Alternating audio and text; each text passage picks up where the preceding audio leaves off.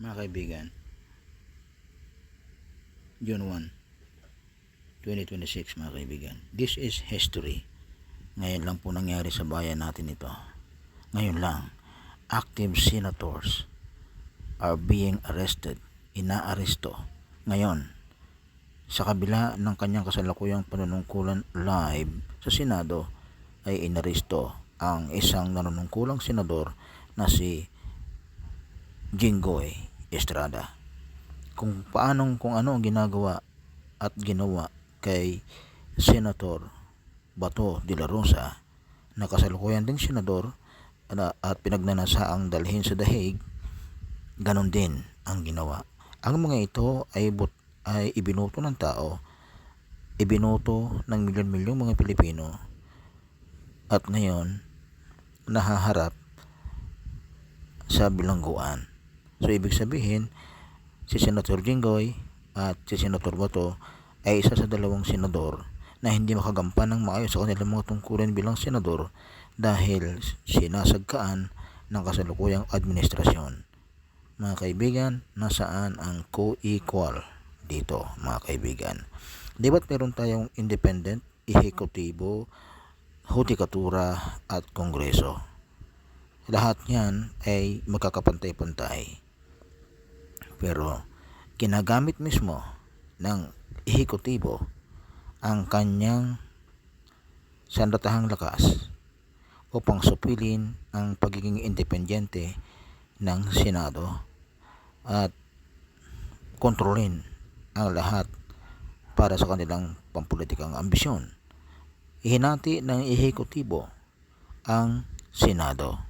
So ang ehekutibo ngayon ay may direct influence sa mismong sa mismong Congress. Napapakialaman directly ng ehekutibo ang nangyayari o independensya ng Kongreso. Paano magkakaroon tayo ng matinong gobyerno kung ang co-equal bodies ay hindi malinaw? Ang Kongreso ay walang sariling independyente. Ang Kongreso ay nahahati sa dalawa, Senado at Kongreso. Ang Senado ay biniak sa pamamagitan ng impluwensya ng ehekutibo at ganun din ang Kongreso. Ganun din ang mababang kapulungan o House of Representatives. So pareho dahil ang Speaker of the House ay pinsan at ang pumulit sa pinsan ay tao pa rin, kaibigan pa rin ng ehekutibo. At ganun din naman ang judiciary. Ang ating hukuman ay walang nagagawa, hindi kine-question ang nangyayaring kaganapan ngayon, walang pangil ang hudikatura upang questionin at sagkaan ang ginagawa ng executive. So mga kaibigan, suntok sa buwan sa ngayon, sa kasalukuyang sitwasyon, suntok sa buwan yung tinatawag nilang co-equal bodies o yung tinatawag nilang democratic system. Tuloy natin. The warrant was issued by the Sandigan Bayan 5th Division Monday, only a few days after he posted bail for his graft case. The cases stem from alleged budget insertions and kickback schemes involving anomalous flood control projects. Interior Secretary John Victor Mulya and members of the Philippine National Police were spotted at the Senate shortly after the warrant was released. This is the third time that Estrada has faced plunder raps. He, however, maintained. Di ba mga kaibigan, bago lumaban, di ba ang bago i-recognize ang pagiging kandidato ng isang magiging opisyal o magiging senador, di ba yan ay kina-qualify muna ng COMELEC? Dahil kapag nakaupo yan, hindi dapat yan hinahadlangan sa kanilang trabaho bilang senador. Meron silang immunity from being arrested during their tenure. Pwede mo silang arestuhin pagkatapos na ng kanilang termino, sapagkat sila po ay binoto ng taong bayan at nagkaroon ng eleksyon na validate ng COMELEC ang kanilang kandidatura. So ibig sabihin sila ay pwedeng manungkulan kapag nanalo na hindi dapat maaaresto. Pero sa nangyayari, sila ay nanalo, mga senador, pero matapos silang manalo, sila ngayon ay inaaresto. Mga kaibigan, nasaan ang katarungan dito? Talaga bang umiiral ang demokrasya sa atin? Ganyan ba ang diwa ng demokrasya? Nandyan ba ang katarungan? Anong klaseng gobyerno mayroon tayo ngayon? So, this is the first time. Ito po ay kasaysayan. Ngayon lang ito nangyari at ito ay isang nakakahayang kaganapan sa mata ng buong mundo. Mga kaibigan, tuloy natin. The allegations against him are baseless and false. I'm already receipt of the warrant of arrest issued against me by the 5th Division of the Sandigan Bayan. Nais ko lang pong bigyan din ang mga bagay na ito. Hindi ako matitinag sa anumang panggigipit, pananakot, political maneuvering para talikuran ang aking paninindigan.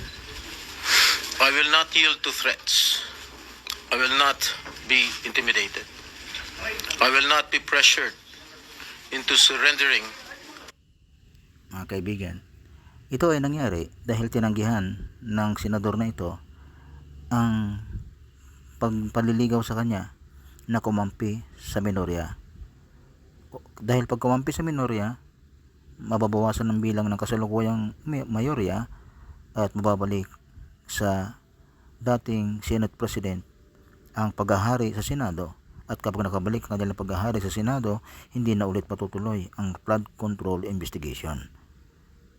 Ngayon, dahil sa pangunguna ni Senator bagong Senate President na si Alan Cayetano, matutuloy ang naudlot na investigasyon ng Blue Ribbon Committee sa pangunguna ni Senator Dante Marcoleta, at tiyak na marami ang makukulong at mananagot sa flood control scandal. Pero ngayon, halatang halata na sinasagkaan ng administrasyon na matuloy ang investigasyon sa pamamagitan ng pananakot sa kasalukuyang mga senador na huwag o kaya na tumanggi na lumipat sa kabilang panig upang mapanatili ang kontrol ng ehekutibo sa Senado. Ngunit hindi pumayag ng senador na to, nananatili siyang naninindigan siya ay nasa panig ng mayorya at hindi pumanig sa kabila. Ang kabilang bahagi ng senador, ang pinamumunuan ni Soto, ay direktang may kinalaman, direktang kapanalig ng kasalukuyang punong ehekutibo, mga kaibigan. So ang ating hudikatura, ang ating bahagi ng Kongreso ay naging kaibigan, kakampi at kasabwat ng ehekutibo sa paggawa ng kalokohan, mga kaibigan. So ang pagsasanib pwersa ng ehekutibo, bahagi ng ehekutibo, at ang pagkasanib pwersa ng bahagi ng Kongreso at ng ehekutibo ay labag sa saligang batas. Hindi dapat pinakikialaman, hindi dapat nagsasabuatan ang punong ehekutibo o ang sangay ng executive branch sa Congress. Dapat magsisilipan yan. There must be a check and balance. Pero nasaan na ang programang co-equal? Nasaan na ang pag-iral ng tunay na demokratikong sistema sa ating bansa, mga kaibigan? My independence. I will not seek Senate custody. Hindi ko gagamitin ang Senado bilang panangga laban sa mga aligasyon sa akin. Nakahanda akong ipagtanggol ang aking sarili sa hukuman at hindi ako Mga kaibigan, kapag nakaupo kang senador, nanalo kang senador, walang karapatan ang executive branch upang ikaw ay arestuhin. Maging ang ombudsman, wala silang karapatang ikaw ay arestuhin. Ang may karapatan silang arestuhin ayon sa ating mga batas ay ang mga empleyado sa ilalim ng executive branch. Wala silang karapatang mang-aresto ng mga senador o sino man sa mga House of Representatives na kasalukuyang nakaupo at nanalo during the elections.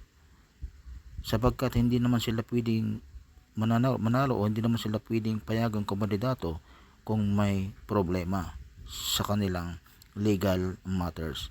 So, ang katotohanan na sila ay pinayagan ng Commission on Election na tumakbo at nanalo, walang karapatan ang ehekutibo upang sila ay arestuhin sa panahon ng kanilang termino habang nanunungkulan bilang senador, sapagkat ang kanilang tungkulin bilang senador ay mahalaga sa bayan bilang bahagi ng Kongres. So, ang nangyayaring ito ay kawalang katarungan, mga kaibigan. Hindi ako abogado, pero kahit sa mata ng abogado at karaniwang mamamayan, ito ay tunay na labag sa batas at hindi makatarungan, mga kaibigan. Tago sa likod ng institusyong ito upang umiwas sa proseso. Kalokohan ang lahat na ito. Aside from Estrada, former Ang problema natin, mga kaibigan, sino ang mangasiwa sa tunay na proseso? Naniniwala pa ba kayo na mayroong tunay na proseso ngayon? Mayroon pa bang legal process ngayon kung ang mismong hudikatura ay hindi makapiyok? May umiiral pa bang batas ng abogasya sa bayang ito sa ganitong sitwasyon? Public Works Chief Manuel Bonoan and other officials from the DPWH are also facing arrest over their alleged involvement in the flood control scandal. What is at stake here is the independence of the Senate. This institution must never become vulnerable to external pressure. It must remain free from political coercion, free from undue influence, and free from any scheme designed to weaken its constitutional role as a co-equal and independent branch of government. If this is the price I must pay for the decisions I have made and the principles I have chosen to uphold, then I am prepared to face the consequences. I will be proceeding now to the CIDG to voluntarily surrender myself. Maraming salamat po. Convoy of Senator Estrada is now on its way to the police headquarters in Camp Crame in Quezon City. We will bring you the latest on that front. Senate President Alan Peter Cayetano maintains there is nothing illegal about the creation of a Blue Ribbon Subcommittee tasked with investigating alleged anomalies in flood control projects. The subpanel, which will be chaired by former Blue Ribbon Committee Chairman Senator Rodante Marcoleta, is set to begin its hearings on June 4. It has issued a notice for its upcoming hearing Thursday.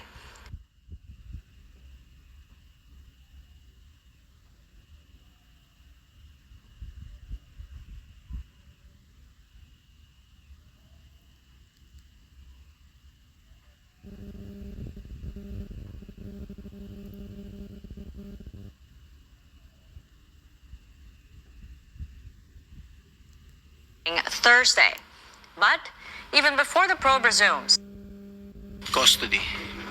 Mga kaibigan, ngayon dahil binawasan nila illegally, wala sa batas ang ginawa nilang pag-aaresto sa mga nakaupong senador. Dahil diyan, hindi rin dapat matuloy ang impeachment trial, mga kaibigan. Hindi rin dapat matuloy ang impeachment trial dahil nagkukulang na sa bilang, at hindi rin dapat matuloy ang plano, ang impluwensya ng administrasyon kakampi ang ilang mga senador, mga kaibigan. Pero dapat matuloy pa rin ang investigasyon sa flood control at dapat manatili at dapat bigyan ng karapatan na makaboto ang isang senador kahit siya ay nakakulong. Dapat pwede pa rin siyang, kung siya ikukulong, dapat ay makagampan pa rin siya sa kanyang tungkulin sa pamagitan ng makabagong teknolohiya ngayon na kung tawagin natin ay Zoom meeting. So, pwedeng magkaroon ng live broadcast, meeting online with the senators or officers that are in the custody of the government or of the PNP, mga kaibigan. So magagampanan pa rin niya ang kanyang tungkulin bilang senador. Lalo na sa kung may kinalaman sa blood control. At isa pa mga kaibigan, hindi rin dapat gawing pwede pa rin nilang ituloy kung gusto nila yung tinatawag natin impeachment proceedings, pero hindi yun formal sapagkat wala nga yung tao, yung bilang hindi po tama, so walang mangyayaring impeachment trial.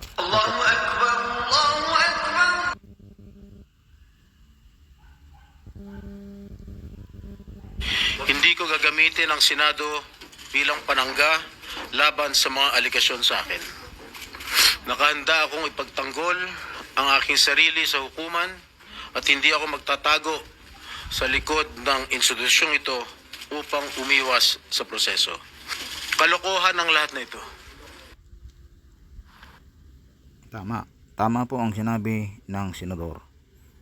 Hindi po, wala po sa batas, wala sa tamang katwiran at maliwanag na harap-harapang panduloko sa taong bayan ang kanilang ginawa. Ang PNP ay napag-utusan. Ang pinakamataas na komandante ng PNP ay walang iba kundi ang Office of the President, ang punong ehekutibo mismo. So, hindi po pwedeng sabihin ni President Marcos Jr. na wala siyang kinalaman dito, mga kaibigan. Malinaw ngayon ang pang-aabusong militar na ginagawa ngayon ng administrasyon ng ehekutibo laban sa Kongreso, mga kaibigan. Aside from Estrada, former Public Works Chief Manuel Bonoan and other officials from the DPWH are also facing arrest over their alleged involvement in the flood control scandal. What is at stake here is the independence of the Senate. This institution must never become vulnerable to external pressure. It must remain free from political coercion.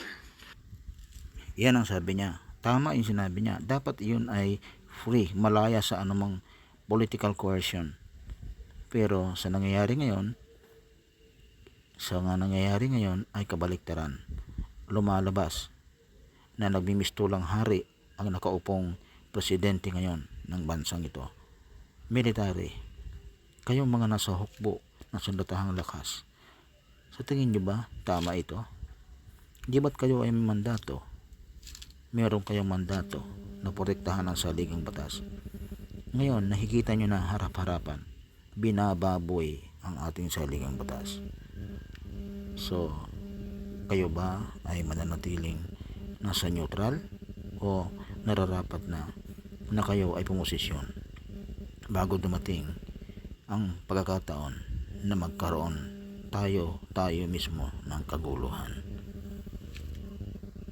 Free from undue influence and free from any scheme designed to weaken its constitutional role as a co-equal and independent branch of government. If this is the price I must pay for the decisions I have made and the principles I have chosen to uphold, then I am prepared to face the consequences.